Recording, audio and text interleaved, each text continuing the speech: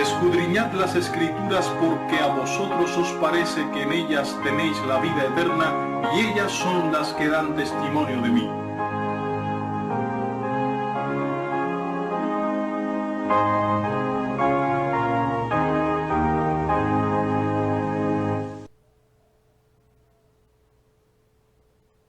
Buenos días a todos. Hoy vamos a considerar un tema sumamente importante. Quizás ustedes en alguna ocasión han oído la frase el eslabón perdido, haciendo referencia a la evolución en el sentido de que en la cadena evolutiva de los antropoides falta un eslabón. Pero eso es poca cosa comparado con el eslabón perdido que tiene la teoría de la evolución en relación con el origen de la vida. Según esta teoría, la teoría de la evolución, el universo se originó con la explosión del Big Bang. Pero hay un hecho en esto. En esa explosión estaban presentes nada más que los elementos químicos sin vida. O sea, decimos que es un hecho, es una teoría, ¿no? Pero en la teoría ellos dan como un hecho que solamente estaban presentes estos elementos en la explosión del Big Bang. Ahora bien, la pregunta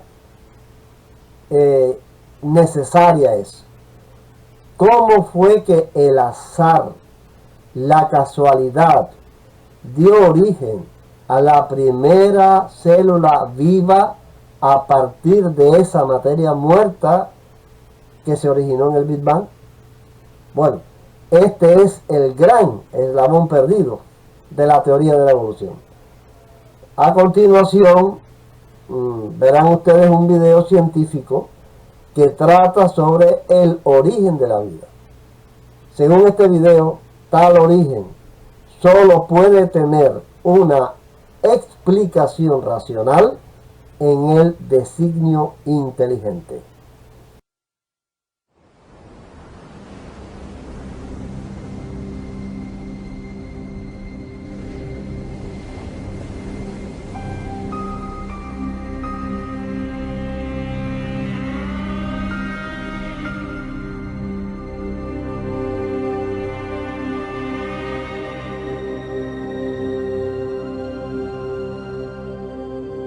En 1993, el profesor Philip Johnson, de la Universidad de California en Berkeley, invitó a un grupo de científicos y filósofos a una pequeña población playera en la costa central de California. Procedían de importantes centros académicos, incluyendo Cambridge, Múnich y la Universidad de Chicago, para cuestionar una idea que había dominado la ciencia durante 150 años. Creo que Pájaro Duns representó un punto de inflexión para muchos de nosotros. Individualmente todos teníamos interrogantes acerca de la teoría evolucionista. Cuando nos reunimos, cada uno trajo algo propio a la mesa y de repente vislumbramos una nueva manera de contemplar la vida que ninguno habíamos visto antes por separado. Por mi parte diría que este fue un intenso periodo de mi vida. Parecía que aquí había algo mucho más intelectualmente satisfactorio que el punto de vista que había mantenido hasta entonces. En retrospectiva, creo que esto me motivó para examinar la evidencia y ver a dónde yo creía que conducía. Vi que esto era más grande que cualquier persona o disciplina, y fue el inicio de una comunidad de científicos dispuestos a afrontar el misterio fundamental del origen de la vida.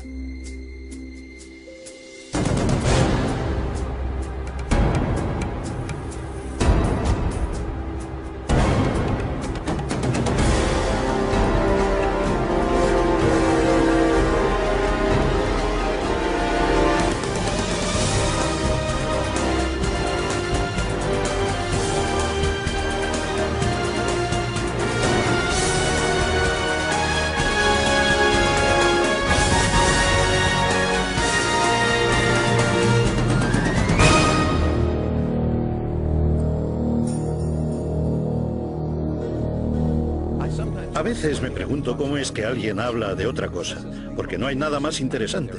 ¿De dónde venimos? ¿Cómo hemos llegado aquí? ¿Qué nos trajo a la existencia? ¿Cuál es nuestra relación con la realidad como un todo?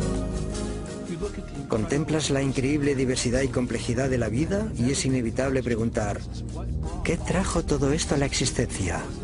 ¿Fue simplemente el azar y la necesidad, fuerzas naturales sin dirección? ¿O hay algo más? ¿Hay un propósito, un plan, un designio? ¿El designio de una causa inteligente? Creo que esta es la pregunta fundamental.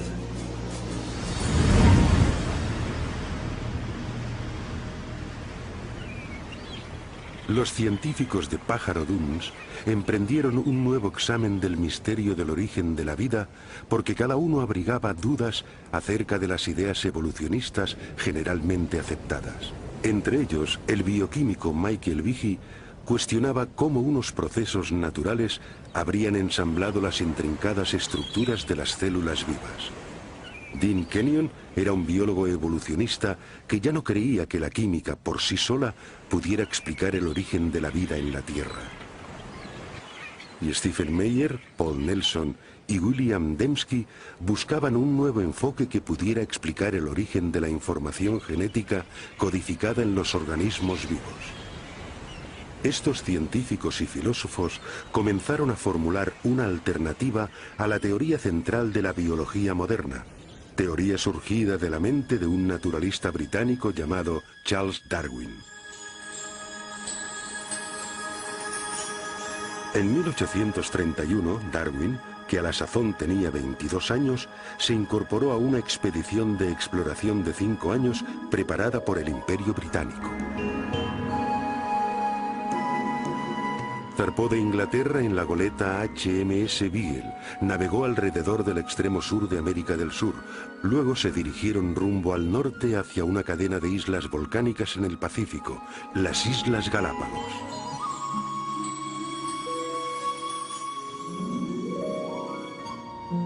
En este desolado archipiélago, a 1000 kilómetros de la costa occidental de Ecuador, Charles Darwin pudo observar una extraordinaria variedad de aves, reptiles y mamíferos diferentes de todo lo que había podido ver antes.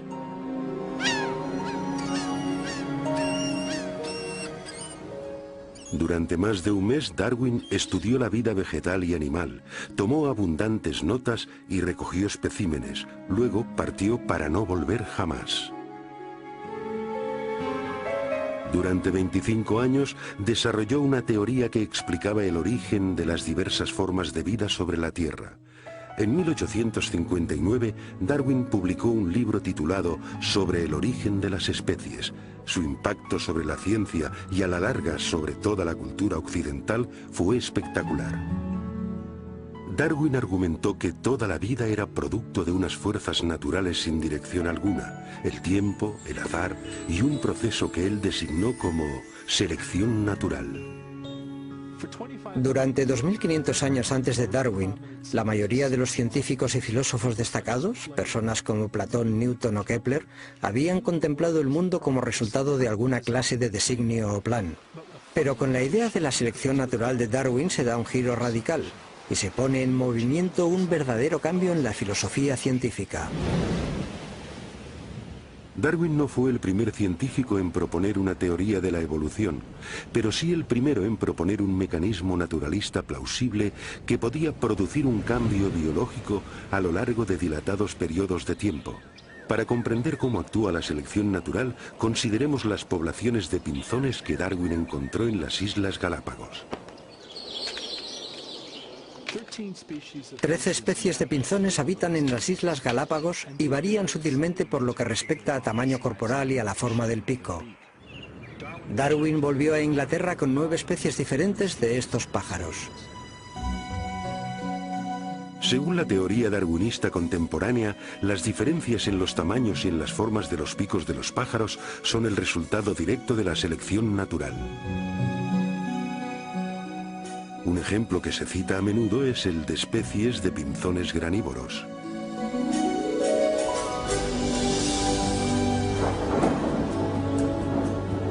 Después de temporadas de intensas lluvias, hay abundancia de pequeñas semillas blandas por todas las islas. Los pájaros con picos cortos pueden conseguir alimento con facilidad. Sin embargo, durante periodos de sequía, las únicas semillas disponibles están protegidas dentro de cáscaras duras y resistentes que permanecen en el suelo desde el año anterior. En estas circunstancias, solo pájaros con picos más largos y aguzados pueden romper las cáscaras y comer las semillas. Los pájaros con picos más largos sobreviven porque pueden llegar al alimento, mientras que otros pájaros no pueden. Así, el pico largo les confiere en este caso lo que los biólogos ahora llaman una ventaja funcional. Desafortunadamente, los pinzones con picos más pequeños mueren de hambre por no poder conseguir llegar al alimento. Si las condiciones de sequía persisten, el medio causa un cambio en los rasgos de toda la población de pinzones. Con el paso del tiempo, los picos largos pasan a sucesivas generaciones porque estos picos capacitan a los pájaros para sobrevivir. La selección natural era una idea convincente. Las variaciones físicas que resultaban ventajosas eran heredadas por generaciones sucesivas.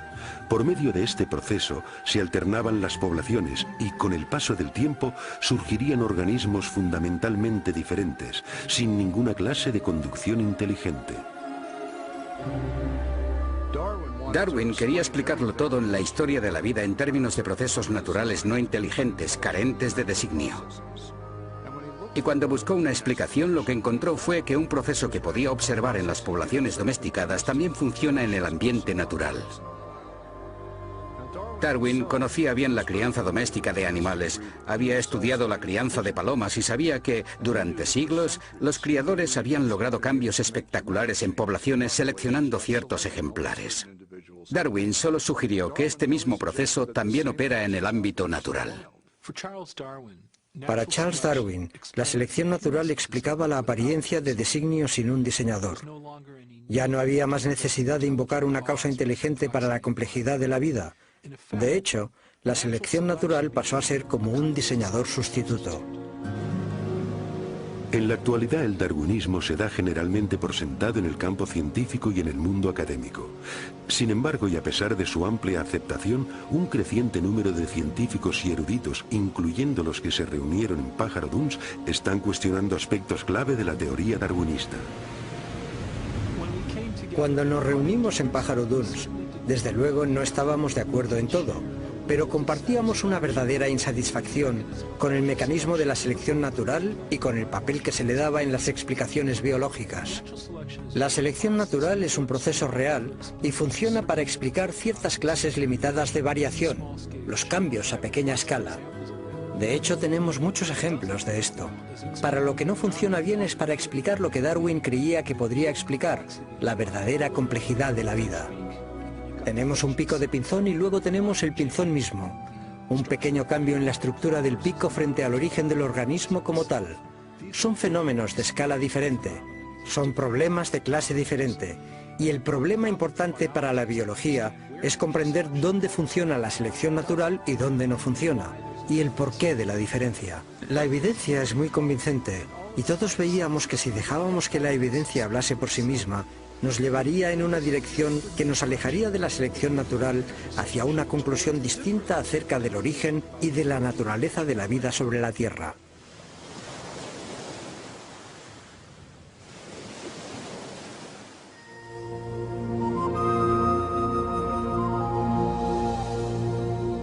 La selección natural actúa solo aprovechando pequeñas variaciones sucesivas. Nunca puede hacer un gran salto repentino, sino que ha de avanzar por pasos cortos y seguros, aunque lentos.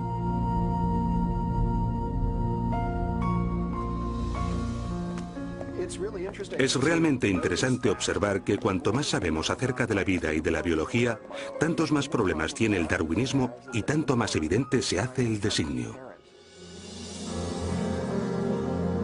Desde 1988, el Dr. Michael Behe ha investigado sistemas biológicos complejos que parecen desafiar la explicación de la selección natural.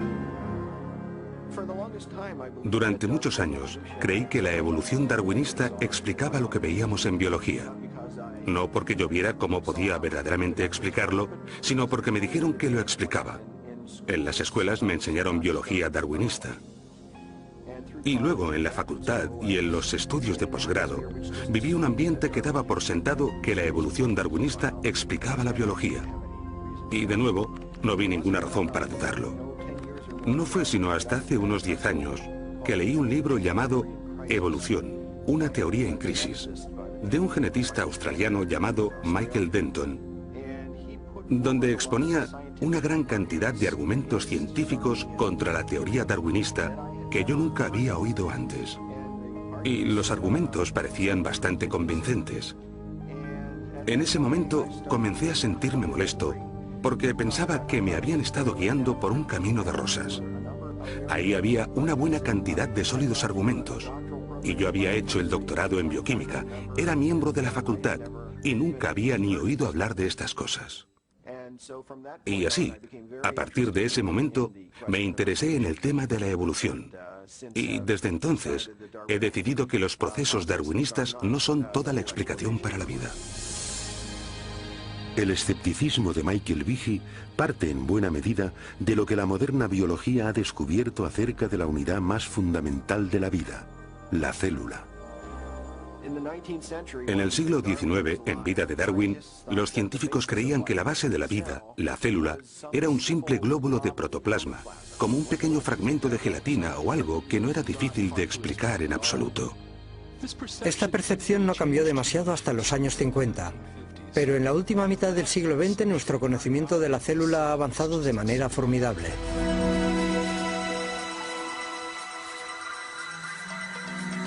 En la actualidad los potentes instrumentales revelan unos complejos mundos microscópicos, mundos tan diminutos que solo un dedal lleno de un cultivo líquido puede contener más de 4.000 millones de bacterias unicelulares, cada una de ellas repleta de circuitos, instrucciones de montaje y máquinas miniaturizadas de tal complejidad que Charles Darwin jamás pudo haberse imaginado. En la misma base de la vida, donde las moléculas y las células realizan su función, hemos descubierto máquinas. Literalmente, máquinas moleculares. Hay diminutos camiones moleculares que transportan suministros de una parte a otra de la célula. Hay máquinas que capturan la energía de la luz solar y la transforman en energía utilizable. Hay tantas máquinas moleculares en el cuerpo humano como funciones realiza.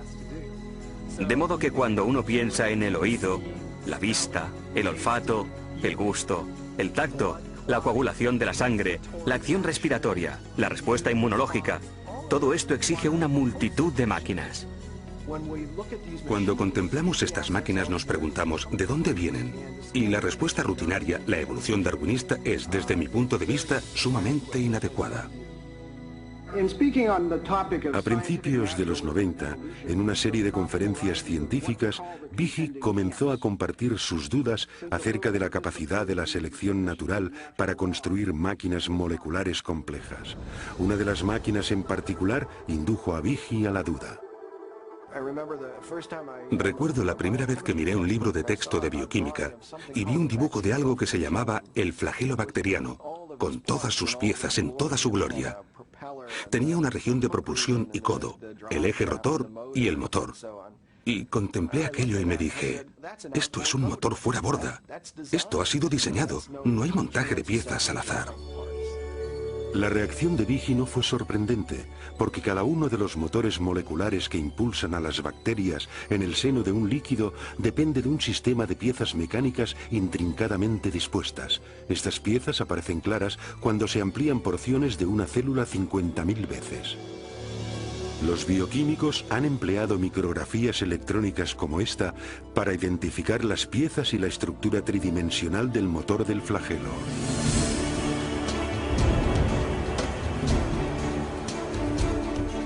Con esta investigación han desvelado una maravilla de ingeniería a escala miniaturizada. Howard Berg, de Harvard, lo ha designado como la máquina más eficiente del universo.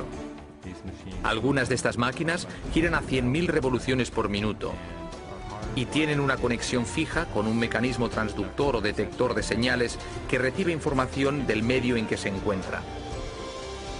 Incluso cuando están girando a esta velocidad pueden detenerse en seco. Solo necesitan un cuarto de vuelta para detenerse y cambiar el sentido de giro y comenzar a girar a 100.000 revoluciones en la otra dirección.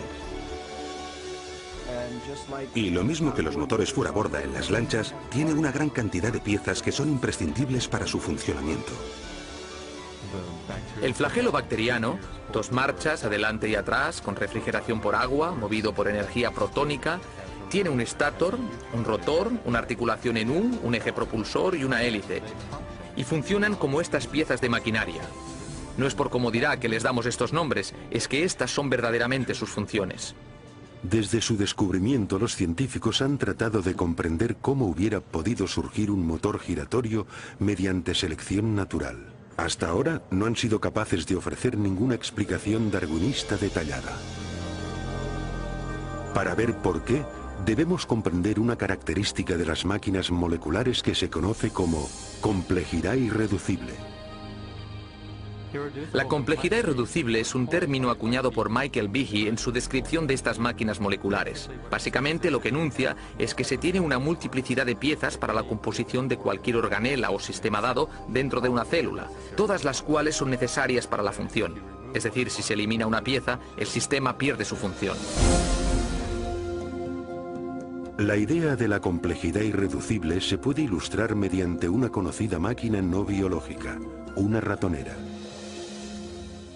La ratonera está compuesta de 5 piezas fundamentales: un gatillo en el que se pone el cebo, un muelle potente, una delgada varilla doblada conocida como martillo, una barra retenedora para asegurar el martillo en su lugar y una base sobre la que se monta todo el sistema.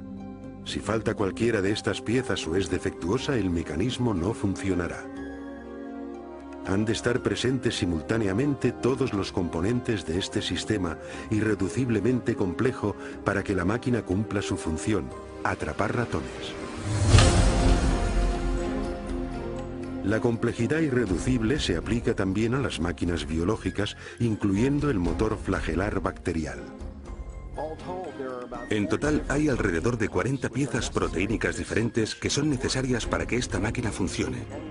Y si falta cualquiera de dichas piezas, entonces o bien obtendremos un flagelo que no funciona debido a que le falta el codo o el eje de transmisión o lo que sea, o bien ni siquiera se montará dentro de la célula. En términos evolutivos, tenemos que poder explicar cómo se puede construir este sistema de forma gradual cuando no hay función hasta que se tienen todas estas piezas en su sitio.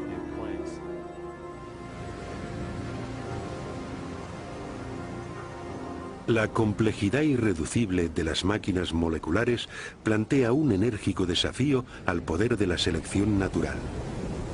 Según la teoría de Darwin, incluso las estructuras biológicas muy complejas, como un ojo, un oído o un corazón, pueden construirse gradualmente a lo largo del tiempo en pequeños incrementos. Sin embargo, tal como Darwin puso en claro, la selección natural solo puede tener éxito si estos cambios genéticos al azar proporcionan alguna ventaja al organismo en evolución en su lucha por la supervivencia. Como he intentado demostrar, no es necesario suponer que las modificaciones fuesen todas simultáneas, si eran sumamente ligeras y graduales.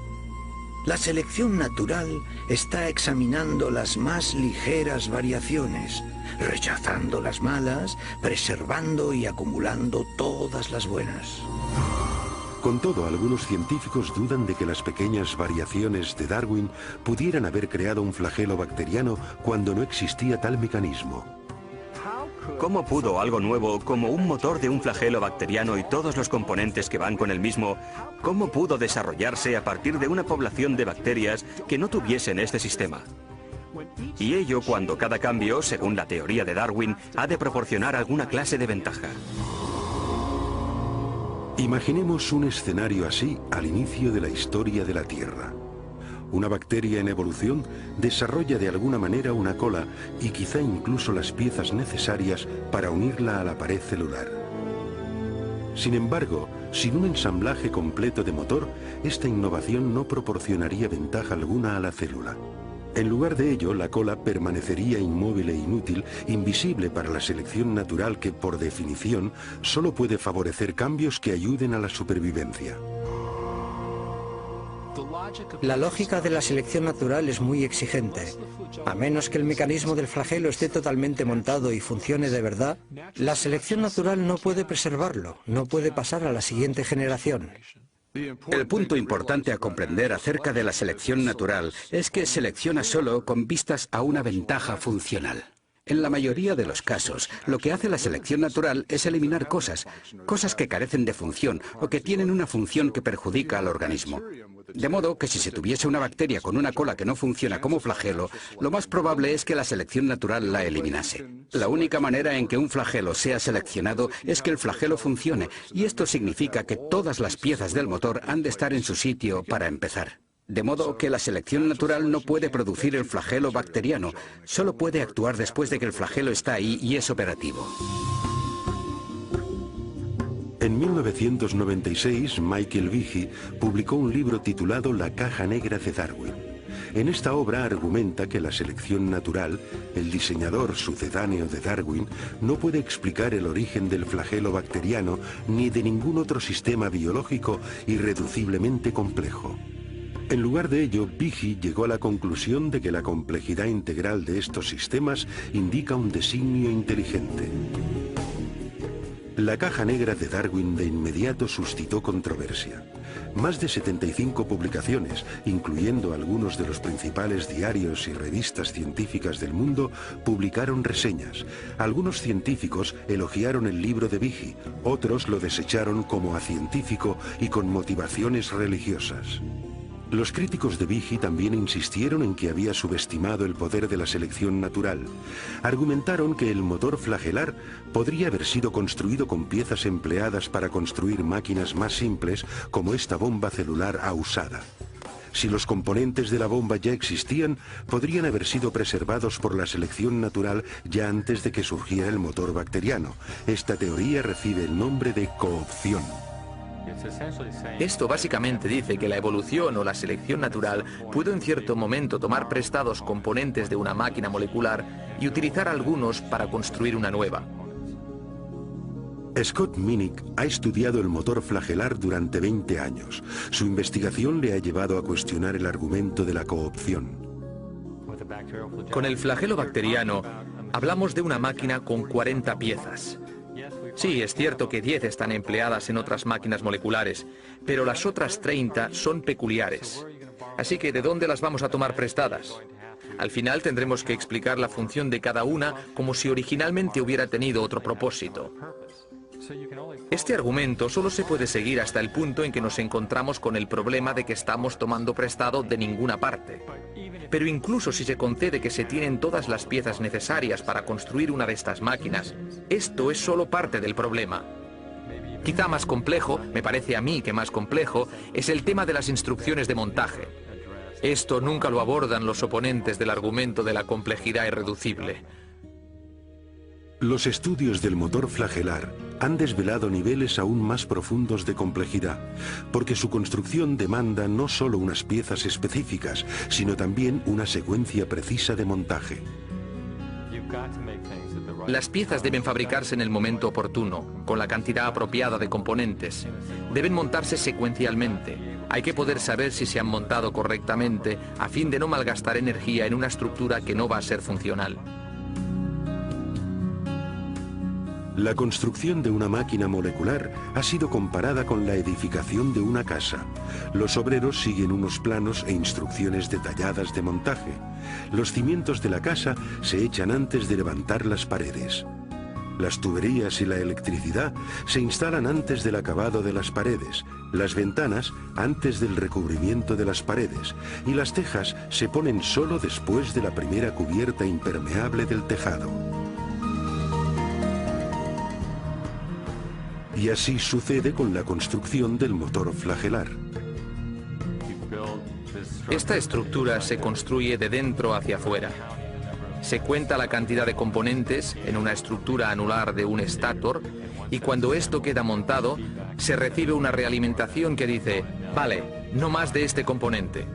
Se añade el eje Se añade un anillo, se añade otro eje, y cuando la articulación en U ha llegado a un cierto tamaño y a un cierto grado de curvatura, más o menos un cuarto de giro, esto se cierra. Y luego empiezan a añadirse los componentes para el propulsor. Todos estos componentes se montan en una secuencia precisa, tal como se hace con el edificio. La construcción correcta del motor requiere un complejo sistema de máquinas que coordinen el temporizado de las instrucciones de montaje. Pero ¿cómo puede la selección natural construir un sistema así? El argumento de la coopción no explica lo que vemos aquí. Para poder construir el mecanismo del flagelo o decenas de miles de otros mecanismos semejantes en la célula, son necesarias otras máquinas que regulen el montaje de estas estructuras, y estas máquinas precisan de otras máquinas para su montaje. Solo que falte una de estas piezas o que esté donde no le corresponde, el motor no funcionará. De modo que el sistema para montar el motor flagelar es el mismo irreduciblemente complejo. De hecho, lo que tenemos aquí es complejidad irreducible en cascada. Sabemos mucho acerca del flagelo bacteriano. Todavía tenemos mucho que aprender, pero sabemos mucho acerca de él. Y no hay explicación acerca de cómo esta compleja máquina molecular fue jamás producida por un mecanismo darwinista. Hace 150 años los científicos no tenían conocimiento de las máquinas moleculares de complejidad irreducible. Sin embargo, Charles Darwin consideró la dificultad que sistemas como estos podrían plantear a su teoría. Si pudiera demostrarse que ha existido un órgano complejo que no se formó por numerosas y pequeñas modificaciones sucesivas, mi teoría fracasaría por completo.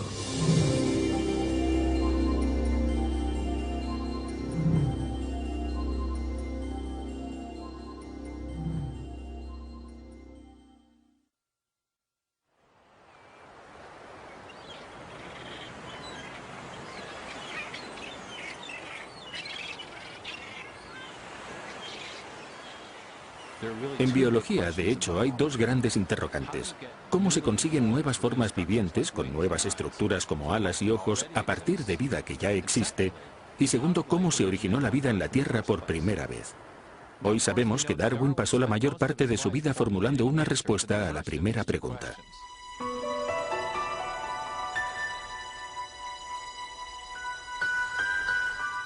Charles Darwin comparaba la historia de la vida en la Tierra con un gran árbol con ramas. La base del árbol representaba la primera célula viviente, y las ramas eran nuevas formas de vida más complejas que habían evolucionado a partir del primer organismo primitivo. Darwin intentaba explicar cómo se habían originado las ramas del árbol de la vida. Intentaba mostrar cómo la selección natural pudo haber modificado los organismos existentes para producir la gran diversidad de vida vegetal y animal que llena hoy la Tierra. Pero cuando se trataba de la base del árbol, que representa el origen de la vida primera, de la primera célula viva, Darwin tenía muy poco que decir. De hecho, en el origen de las especies, ni siquiera trató la cuestión de cómo la vida pudo haberse originado de la materia no viviente. Las únicas pistas que tenemos de las opiniones de Darwin acerca de esta cuestión aparecen en una carta que envió a un colega llamado Joseph Hooker.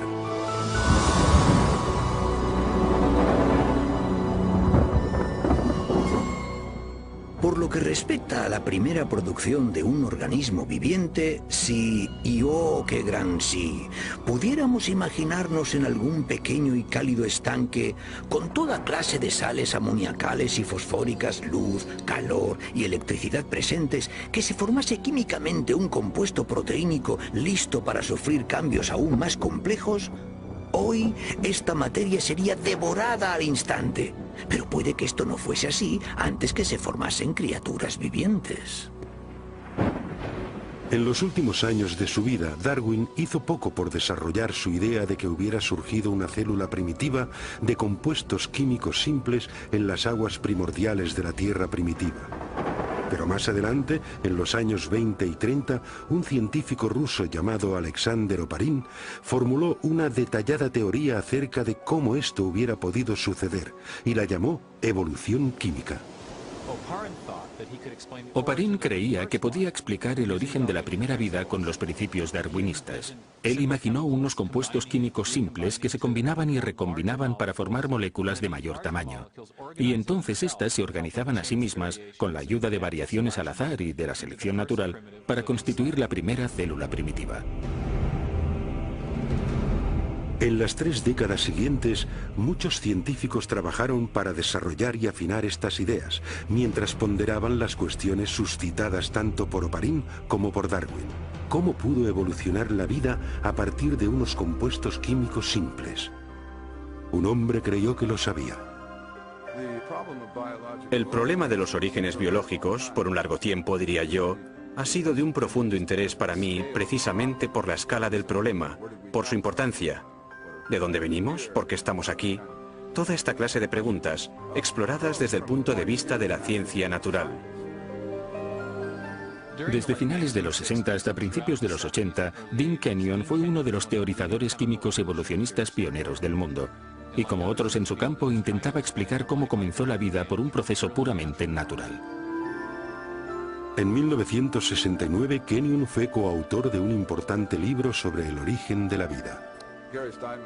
Gary Steinman y yo mismo creíamos que si lográbamos reunir en una exposición seguida todas las líneas de evidencia empírica acumuladas desde los 60, nos entusiasmaba la posibilidad de explicar el origen de los principales elementos componentes de la vida.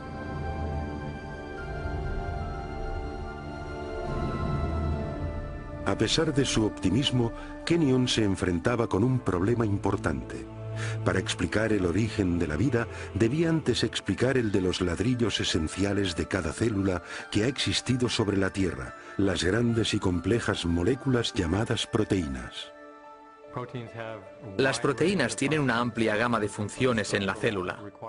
Desde los requisitos estructurales, en términos del andamiaje de la célula, el citoesqueleto, a los enzimas, donde se están procesando moléculas para captar energía o para construir componentes de la célula. Las proteínas realizan muchos de los trabajos en el interior de la célula, excepto almacenar información genética. Esto se deja para el ADN y el ARN. Las proteínas realizan tareas como la limpieza de la célula y la producción de energía. Kenyon sabía que las proteínas debieron ser tan importantes para la primera vida como para las células vivas actuales. También reconoció la complejidad de su construcción. Hacia los 60, los científicos habían determinado que incluso las células simples están compuestas de miles de proteínas diferentes y que su función se deriva de sus formas tridimensionales sumamente complejas. Las formas irregulares de algunas proteínas les permiten catalizar o desencadenar reacciones químicas debido al ajuste tipo llave-cerradura que tienen con otras moléculas en la célula. Mientras que otras moléculas proteínicas forman componentes estructurales tipo machiembrado. Cada una de las piezas individuales de un motor bacteriano, como esta estructura anular, está hecha bien de una sola molécula de proteína, bien de un conjunto de proteínas ensamblado en una forma específica. Estas proteínas están constituidas a su vez por unas unidades químicas más pequeñas llamadas aminoácidos enlazadas en largas cadenas. Aparece un gran nivel de complejidad de arquitectura en estas unidades celulares, en estos aminoácidos constituyentes de las proteínas. En la naturaleza se emplean 20 tipos diferentes de aminoácidos para construir cadenas de proteínas. Los biólogos los han comparado con las 27 letras del alfabeto. Las letras del alfabeto se pueden ordenar en una enorme cantidad de combinaciones posibles. Y es la disposición de la secuencia de las letras la que determina si tenemos palabras y oraciones con significado. Si las letras están bien colocadas, se obtiene un texto con sentido, pero si no se ordenan de forma correcta, se obtiene una jerigonza. El mismo principio sirve para los aminoácidos y las proteínas. Hay al menos 30.000 tipos distintos de proteínas, cada una a partir de una combinación diferente de los mismos 20 aminoácidos. Estos están ordenados como las letras para formar cadenas de, a menudo, cientos de unidades. Si los aminoácidos son secuenciados correctamente, la cadena se doblará para formar una proteína funcional. Las proteínas se ordenan con sus aminoácidos de tal manera que los aminoácidos caen el uno sobre el otro, en una arquitectura que está preprogramada por el orden de los aminoácidos. Se dobla formando una estructura específica y esta estructura puede realizar una determinada función, de modo que todas las proteínas en una célula tienen una forma tridimensional, basada en la secuencia de los aminoácidos en la cadena. Esta disposición es crítica, porque si los aminoácidos están secuenciados de manera incorrecta, se forma una cadena inútil y en vez de doblarse para formar una proteína, será destruida dentro de la célula. Las proteínas, como lenguajes escritos o códigos de ordenador, poseen un elevado grado de especificidad. La función del todo depende de la disposición precisa de las partes individuales. Pero, ¿qué es lo que produce el secuenciado preciso de los aminoácidos que da lugar a las formas y funciones específicas de las proteínas? Durante los 50 y 60, los descubrimientos acerca de las estructuras de las proteínas obligaron a los biólogos a hacer frente a este misterio. Dean Kenyon creía que lo podría solucionar. En su libro Predestinación bioquímica, Kenyon y su coautor Gary Steinman propusieron una intrigante teoría. Kenyon escribió: la vida pudo haber estado bioquímicamente predestinada por las propiedades de atracción que existen entre sus componentes químicos, en particular entre los aminoácidos en las proteínas. Cuando apareció Predestinación bioquímica, mi coautor y yo estábamos totalmente convencidos de que teníamos una explicación científica para los orígenes.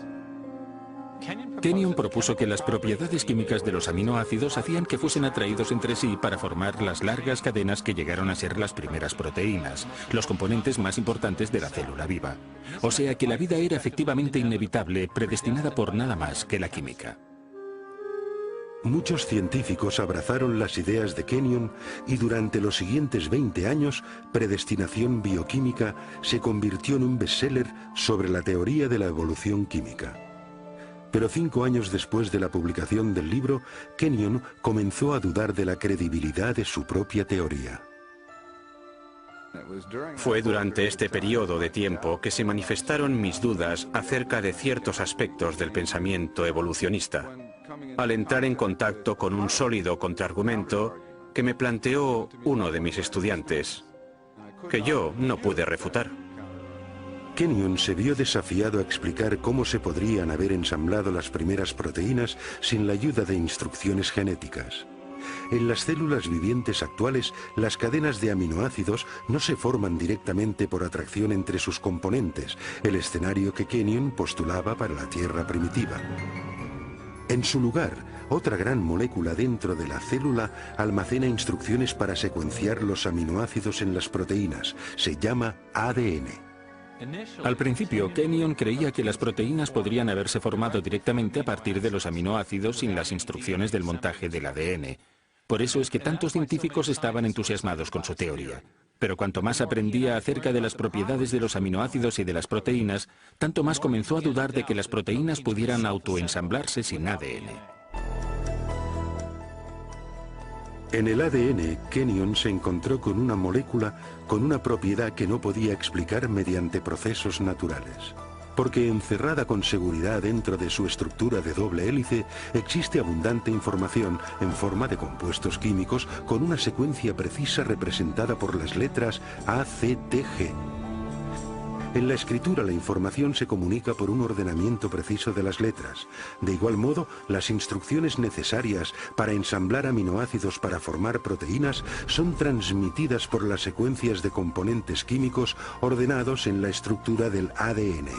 Este código químico ha sido llamado el lenguaje de la vida y es el conjunto de información más compacto y elaborado al menor detalle en todo el universo conocido.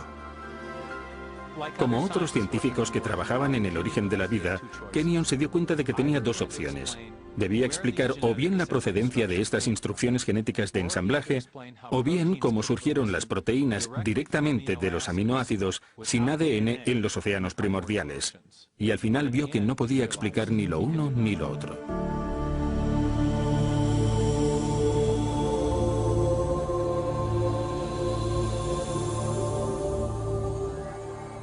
Es un enorme problema cómo hubieran podido reunirse en un diminuto volumen submicroscópico del océano primitivo todos los cientos de diferentes componentes moleculares que se necesitarían para establecer un ciclo de autorreplicación.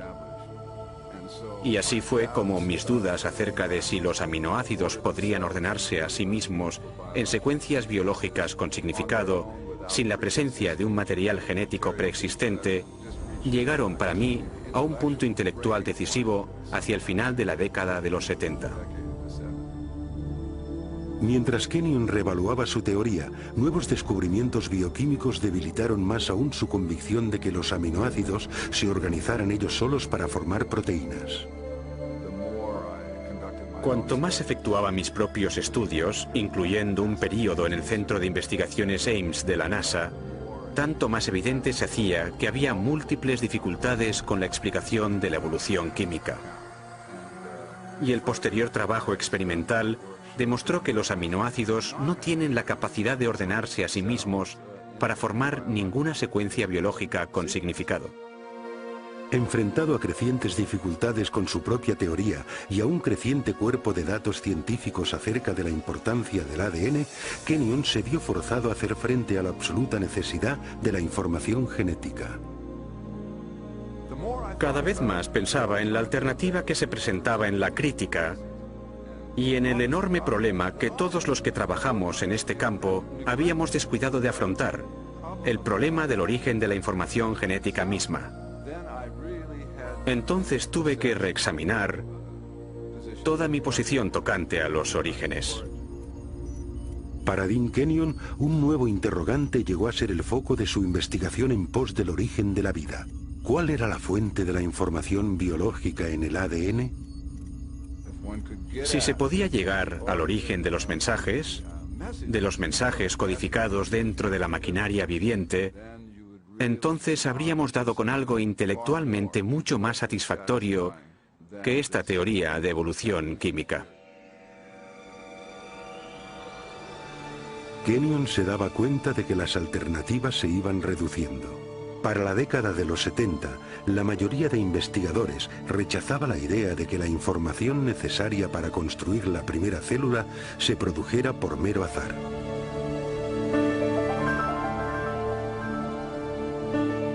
Para comprender la razón, consideremos la dificultad de generar un par de líneas del Hamlet de Shakespeare dejando caer letras del juego Scrabble sobre una mesa.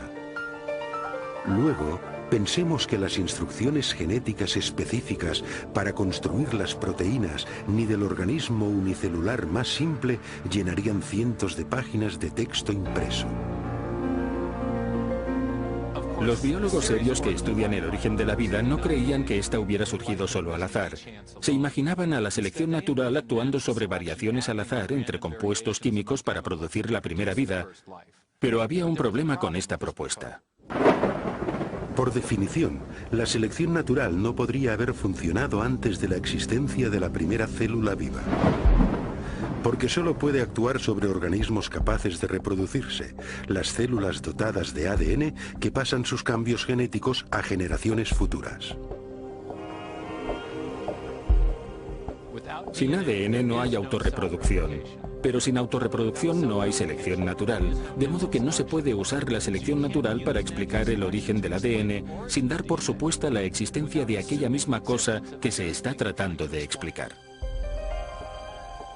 El azar, la selección natural y su propia teoría de autoorganización, todo había fracasado para explicar el origen de la información genética. Ahora Kenyon veía solo una alternativa. No hay ni la más ligera posibilidad de un origen evolutivo químico, ni siquiera para la más simple de las células.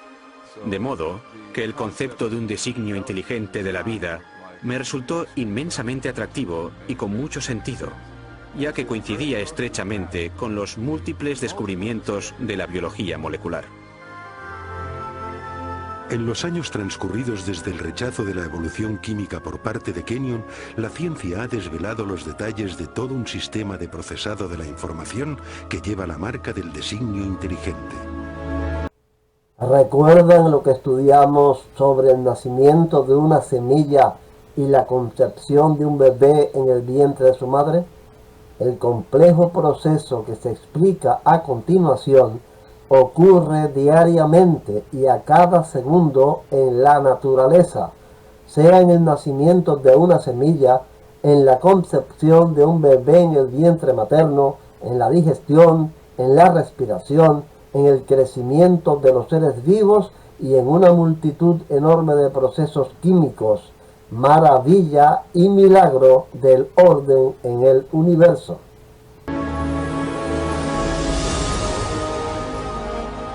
Con animación por ordenador podemos entrar en la célula para ver este asombroso sistema en acción.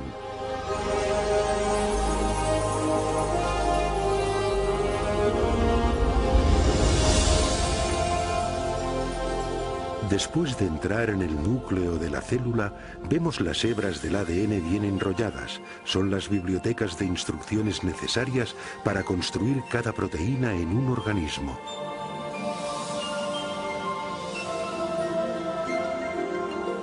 En un proceso conocido como transcripción, una máquina molecular desenrolla primero una sección de la hélice del ADN para exponer las instrucciones genéticas necesarias para ensamblar una molécula específica de proteína. Otra máquina copia luego estas instrucciones para formar una molécula llamada ARN mensajero.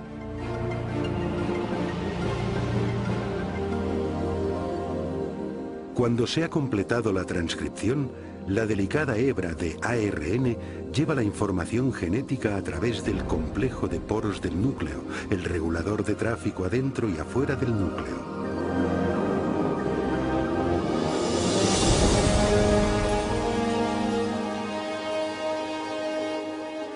La hebra de ARN mensajero se dirige a una fábrica molecular en dos partes llamada ribosoma.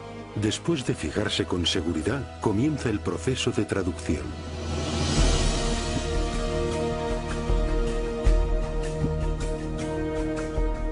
Dentro del ribosoma, una cadena de montaje molecular ensambla una cadena de aminoácidos secuenciada de una manera específica.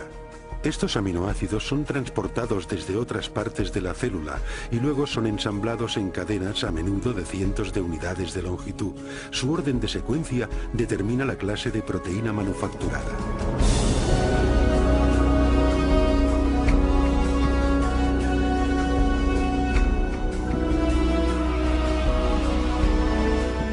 Cuando se completa la cadena, se transporta desde el ribosoma a una máquina con forma de barril que ayuda a doblarla en la forma precisa y crítica para su función.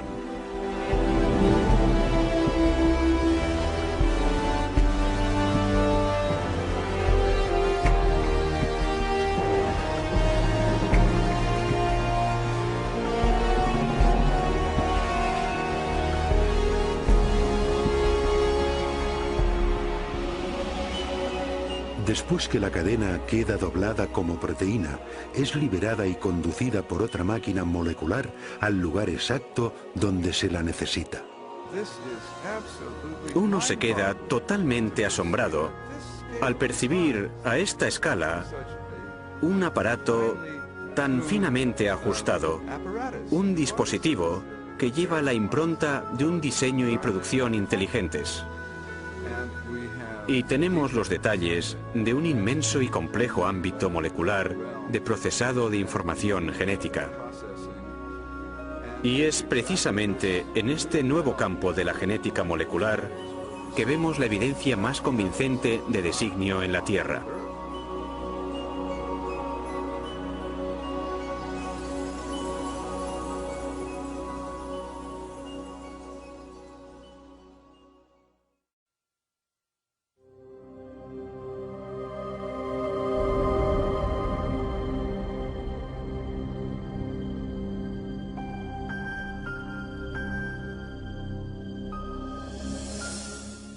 Cuando observo máquinas moleculares o el proceso increíblemente complejo por el que se dividen las células, debo preguntarme, ¿es posible que haya una inteligencia detrás de todas estas cosas? ¿Que haya un plan y un propósito para esta estructura? La ciencia debería ser una investigación en búsqueda de la verdad acerca del mundo. En tal caso, no deberíamos prejuzgar lo que pudiera ser verdad. No deberíamos decir, no me gusta esta explicación, pues la dejo de lado. Cuando topamos con un enigma de la naturaleza, deberíamos aplicarle todas las posibles causas que lo pudieran explicar. Uno de los problemas con la teoría de la evolución es que excluye artificialmente un tipo de causa incluso antes de que la evidencia haya tenido la posibilidad de hablar. Y la causa que se excluye es la inteligencia. Desde fines del siglo XIX, desde la época de Darwin, de hecho en parte debido a la obra de Darwin, El origen de las especies, los científicos llegaron a aceptar una definición de ciencia que excluye la posibilidad del designio como explicación científica. Y esta convención tiene un nombre. Se llama naturalismo metodológico. Y significa sencillamente que si uno va a ser científico, debe limitarse a explicaciones que recurran solo a causas naturales. No se puede invocar a la inteligencia como causa. Y sin embargo, constantemente deducimos la presencia de inteligencia. Es parte de nuestro razonamiento reconocer los efectos de la inteligencia. Consideremos, por ejemplo, estos jeroglíficos tallados en las ruinas de monumentos egipcios. Nadie atribuiría las formas y ordenaciones de estos símbolos a causas naturales, como tormentas de arena o la erosión. Más bien, las reconocemos como obra de antiguos escribas, unos agentes humanos inteligentes. Un razonamiento similar nos lleva a concluir que las misteriosas figuras de piedra de la isla de Pascua no se formaron por la acción del viento y del agua durante largos espacios de tiempo. Tampoco pretendemos que las plantas puedan adquirir estas formas tan familiares sin alguna clase de conducción inteligente. Constantemente hacemos estas inferencias y sabemos que son correctas, pero la cuestión es, ¿en base a qué sacamos estas conclusiones? ¿Cuáles son los rasgos que nos permiten reconocer la inteligencia? En su libro La inferencia del designio, el matemático William Dembski ha hecho un importante avance en la comprensión del razonamiento acerca del designio. Dembski ha identificado los rasgos específicos de los artefactos que nos llevan a reconocer una actividad inteligente previa. Llegué a esto intentando examinar cómo razonamos acerca del designio, cuáles son los pasos lógicos que seguimos para llegar a la conclusión de que hay designio en algo. De modo que lo que estoy intentando es establecer unos criterios fiables, empíricos y científicamente rigurosos para decidir si algo es realmente resultado de un designio. Estaba examinando la lógica de esta cuestión y lo que descubrí es que se precisa de improbabilidad y de especificación, de la clase correcta de diseño, estos diseños objetivos. Según Dembski, los humanos detectamos correctamente la actividad de la inteligencia cuando observamos un objeto o sucesos sumamente improbables que además concuerda con un diseño reconocible. Precisamente es esta clase de diseño la que se encuentra en los Montes Negros de Dakota del Sur. Si uno viaja por el oeste americano, puede ver una gran diversidad de formas en las laderas montañosas, y la mayor parte no tiene ningún sentido. Son solo rocas dispuestas de diversas formas. Pero lo que no ve en laderas montañosas son los rostros de Lincoln, Jefferson, Roosevelt y Washington. Esto solo se ve en Dakota del Sur, y la razón de que estén ahí es que un escultor excéntrico quiso honrar a estos presidentes pasando la mayor parte de su vida tallando sus rostros en la ladera de este monte. Este diseño es improbable. Una ladera aleatoria es también improbable. Pero una ladera aleatoria no especifica nada. Pero sabemos que hubo 4 personas que fueron presidentes de los Estados Unidos, que tenían unos rostros determinados, y estos rostros en las montañas de Dakota del Sur concuerdan con los que aparecen en otras partes. Si miro los rostros, reconozco al momento que concuerdan con los de los 4 presidentes conocidos por las monedas o retratos en la National Gallery o por ilustraciones en libros. Y así comprendo que en el monte Rushmore no solo tenemos una configuración rocosa sumamente improbable, sino una que concuerda con un diseño dado independiente y que indica inteligencia de forma fiable. Así tenemos probabilidad, especificación, es designio.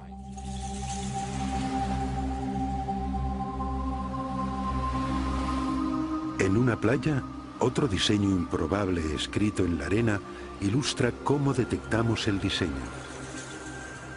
Nadie inferiría que este mensaje fue escrito por el movimiento de las mareas. Al contrario, por las características de este diseño, identificamos las palabras como producto de la inteligencia.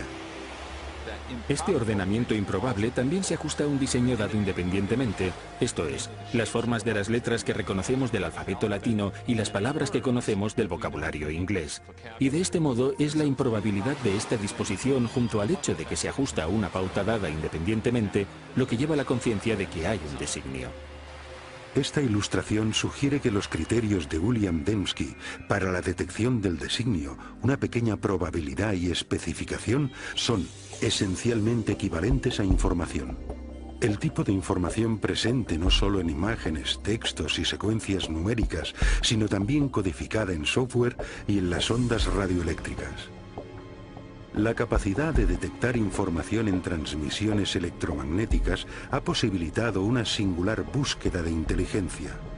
Durante más de 3 décadas, astrónomos del programa SETI, búsqueda de inteligencia extraterrestre, han rastreado señales de radio del espacio exterior para intentar descubrir pautas llenas de información. Los radiotelescopios reciben ruido aleatorio o señales repetitivas producidas de modo natural por estrellas, galaxias y otros cuerpos celestes.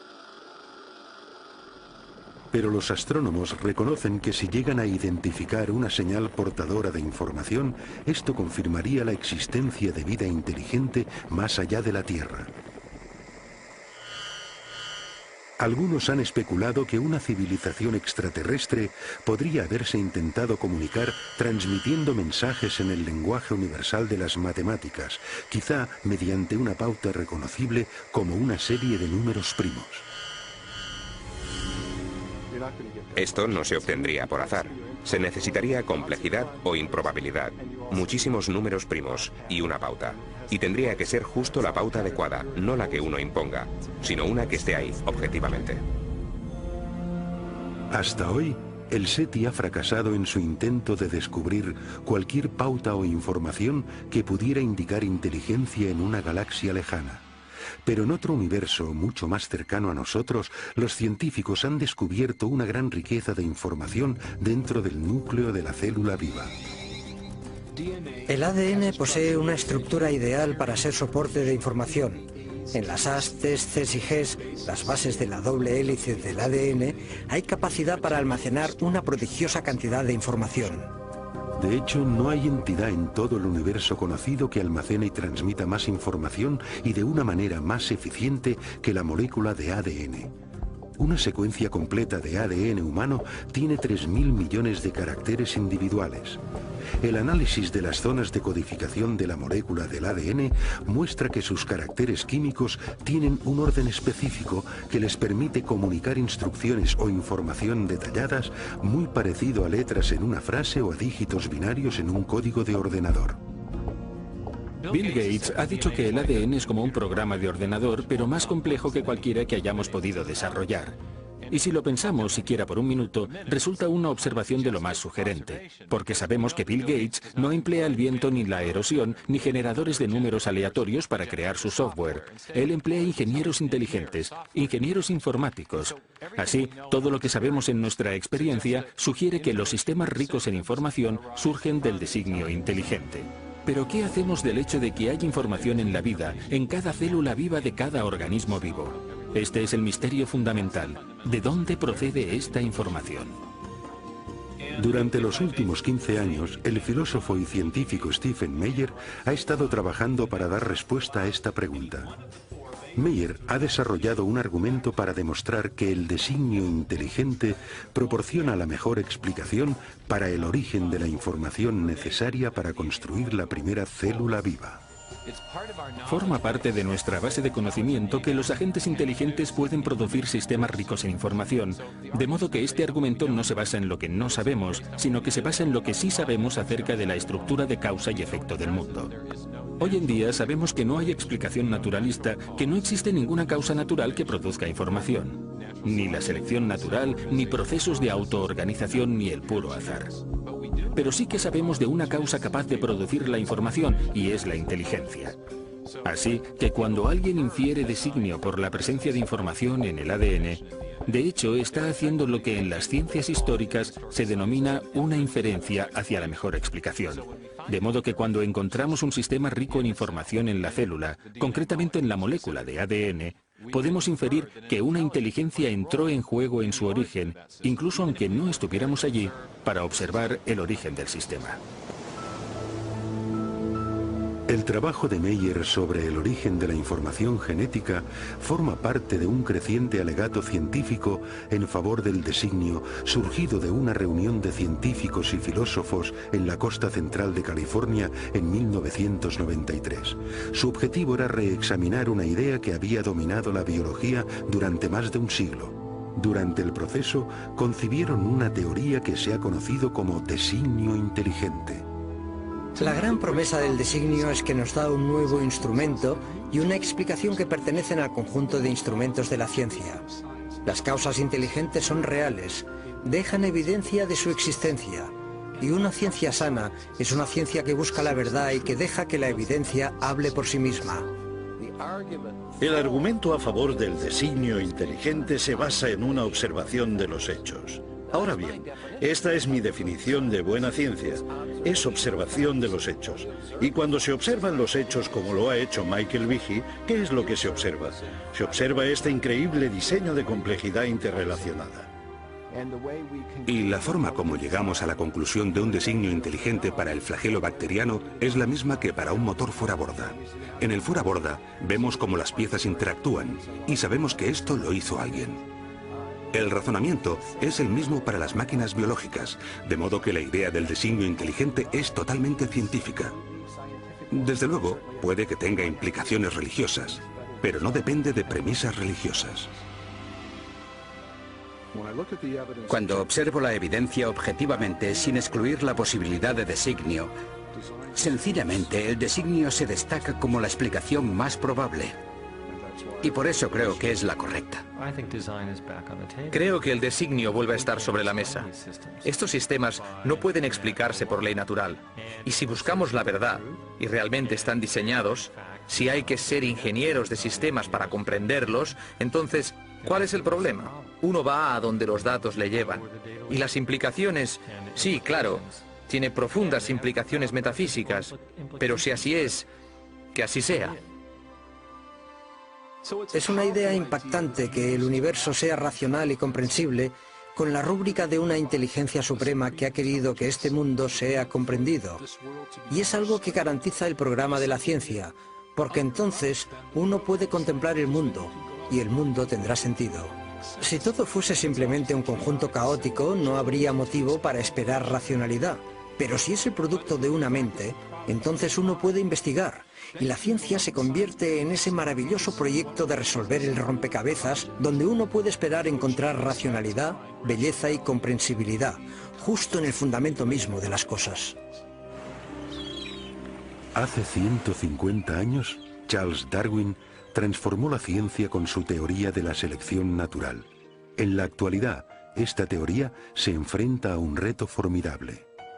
El designio inteligente ha suscitado un intenso debate acerca del origen de la vida sobre la Tierra, y para un creciente número de científicos representa un paradigma, una idea con el poder de, una vez más, redefinir los fundamentos del pensamiento científico.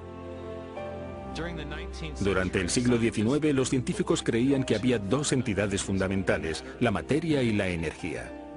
Pero al entrar en el siglo XXI, tenemos una tercera entidad fundamental que la ciencia ha tenido que reconocer, y es la información. Y con la biología de la edad de la información, crece la sospecha de que lo que estamos viendo en la molécula de ADN es realmente un artefacto de la mente, un artefacto de la inteligencia, algo que solo puede explicarse como producto de un designio inteligente.